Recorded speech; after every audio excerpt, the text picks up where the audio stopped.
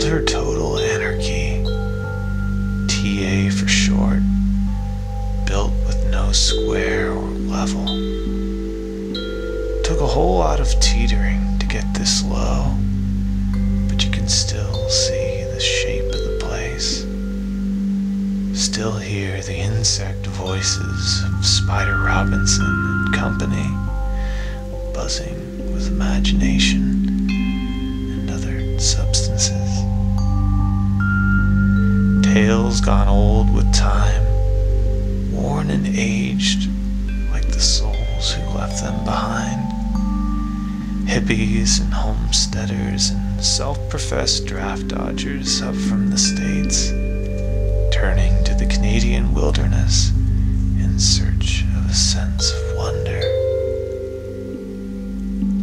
Surviving the winter with frostbitten fingers, kids with no plans, just some mystified mystics, too young to know the difference.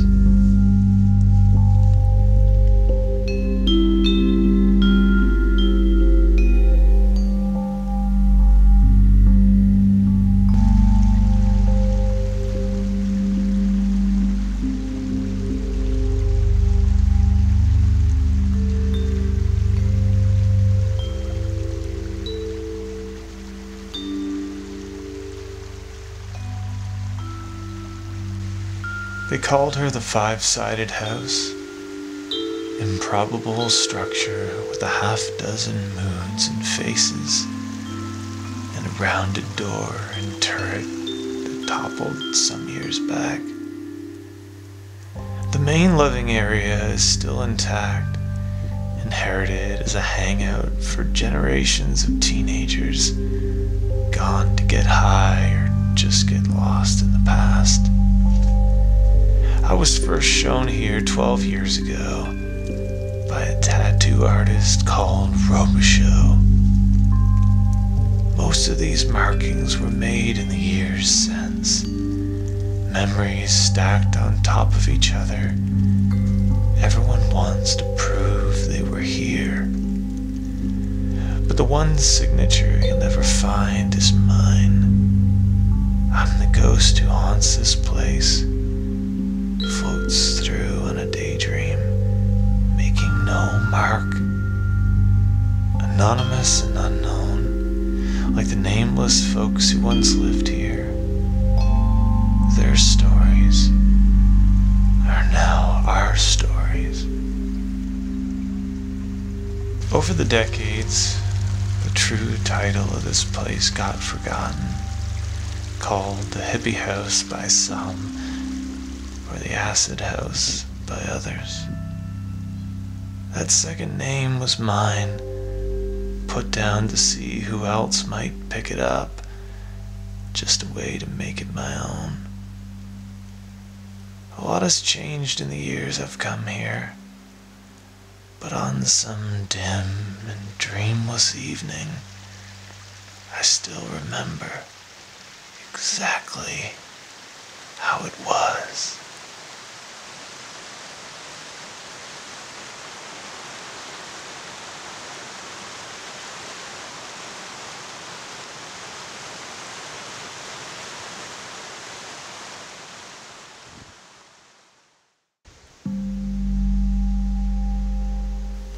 They call her the Shrine.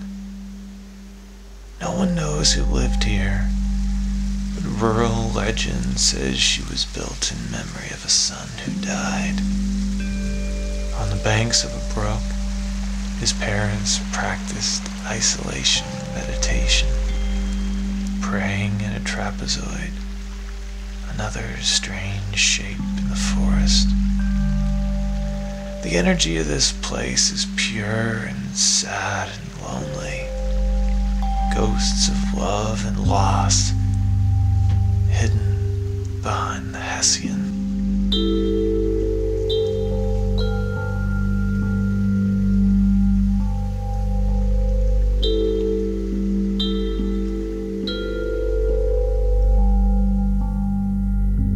I hear the chattering chipmunks, angry that I've disturbed their home.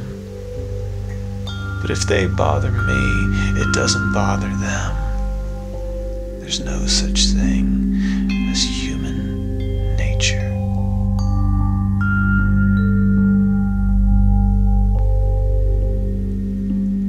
Some stayed a little longer than the rest, holding up the weight of the past on their backs.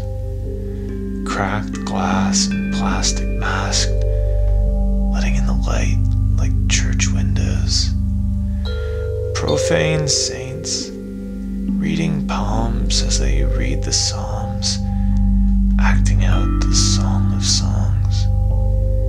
Worn around the edges, dog-eared determination, like a cat on the last of their lives, ascending with some lofty ambition to a better world where no one can find you.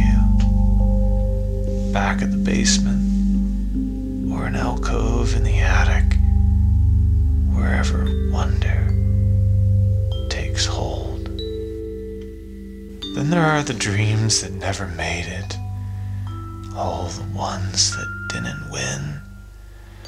Rusted road signs on a trail that leads to a lonely place. The first time I came here, I found a black bear bedded down in the driveway, surprised that any human would pass this way. He ran off bounding in the brush, never returned again.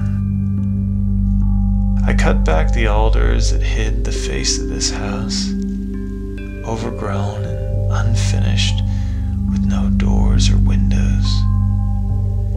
No one ever called her home, left alone when the dream died, and all the hippies found themselves shipwrecked in the 80s, mourning some revival or revolution that never came back to the society they tried so hard to leave. I shiver among the makeshift memories, hopes and aspirations, confidence on the cheap. Tin can lids, nailed to keep tar paper in place until siding went up. Scavenged materials, repurposed wood that carries the ghosts of the homes they've haunted before. The past hangs on like tetanus in the dirt, surviving for decades, just waiting to wake up from the dream.